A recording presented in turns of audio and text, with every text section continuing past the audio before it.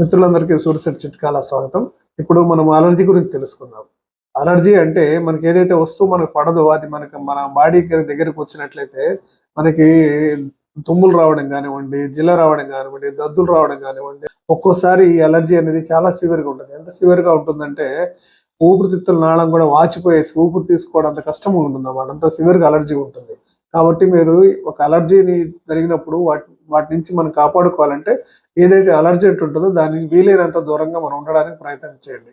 ఒకవేళ అట్లా వచ్చినప్పుడు చిన్నదేగా నిర్లక్ష్యం చేయకుండా వెంటనే డాక్టర్ గారిని కన్సల్ట్ కండి. అంతేగాని నేను కొంతమంది చూశాను రెగ్యులర్ గా సిట్రిజన్ మాత్రలు మింగుతుంటారు. ఇలా మింగినందువల్ల ఏమవుతుందంటే ఈ కఫం అంతా గట్టిగా పేరుకుపోయేసి మనిషి ఎప్పుడు డల్ గా ఉండి ఏ దాని మీద ఇంట్రెస్ట్ లేకుండా డిప్రెషన్ మోడ్ లో ఉంటారు అనమాట.